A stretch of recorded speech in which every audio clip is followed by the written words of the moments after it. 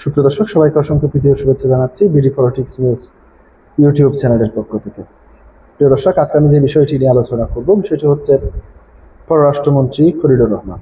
প্রিয় দর্শক, তিনি বর্তমানে জাতীয় সংঘের সাধারণ পরিষদের ৮১তম সভাপতি পদে জয়লাভ করেছেন। এই জয়লাভকে কেন্দ্র করে দেশের রাজনীতিতে এক ধরনের আলোচনা সমালোচনা হচ্ছে।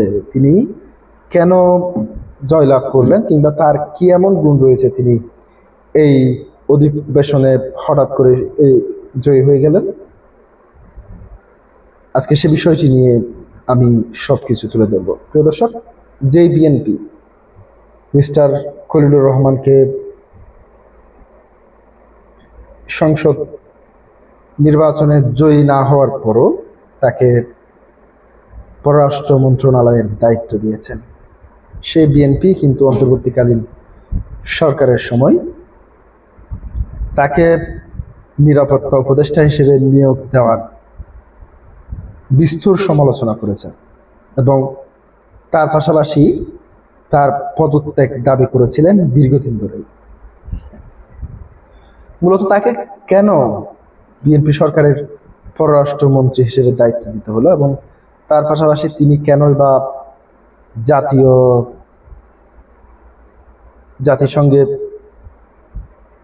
তিনি সভাপতি পদে দাঁড়ালেন এবং কি অবিশ্বাস্য কেলমা দেখিয়ে তিনি সেখানে জয়লাভ করলেন, সেটি নিয়ে আলোচনা যেমন চলছে ঠিক সমালোচনাও চলছে। এক পক্ষ দাবি করছে যে আমেরিকার কাছে বাংলাদেশ স্বার্থ বিকিয়ে দেওয়ার কারণে কিংবা আমেরিকার স্বার্থ রক্ষার কারণে অন্তর্বর্তীকালীন সরকারের সময় এবং বর্তমান সময়ে যে সমস্ত কাজগুলি করে যাচ্ছে সেই সমস্ত কাজের পুরস্কার হিসেবেই কিন্তু তাকে এই জাতীয় সংঘের সভাপতি পদটি দেওয়া হয়েছে।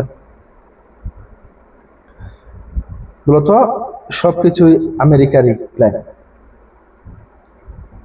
প্রিয় দর্শক, আবার আরেক পক্ষ দাবি করছে তার যোগ্যতা গুণে তিনি এই পদ পাগিয়ে নিয়েছেন কিংবা তার যোগ্যতা গুণে ভোটের মাধ্যমে জয়ী হয়ে তিনি ক্ষমতায় বসেছেন, অর্থাৎ সভাপতি পদটি পেয়েছেন।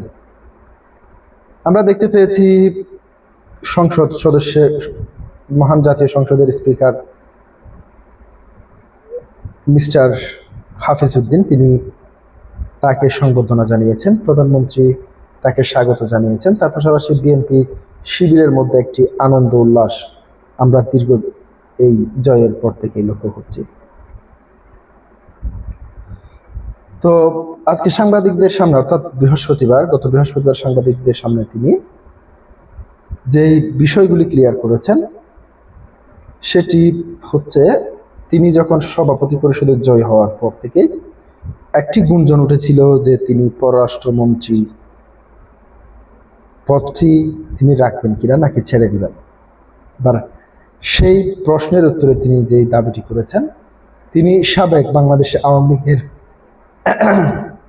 একজন মন্ত্রী 40 বছর আগে, আজ থেকে 40 বছর আগে হুমায়ুন রশিদ চৌধুরী জাতীয় সংঘের সাধারণ পরিষদের সভাপতি নির্বাচিত হয়েছিলেন এবং তিনি সভাপতি নির্বাচিত হওয়ার পরে তিনি মূলত সেই পদটি এবং পররাষ্ট্র মন্ত্রণালয়ের পদটি এবং তার পাশাপাশি এই সভাপতি নির্বাচিত হওয়ার সেই সভাপতির দায়িত্বটি তিনি পালন করেছেন।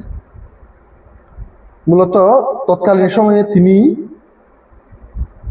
তার অর্থাৎ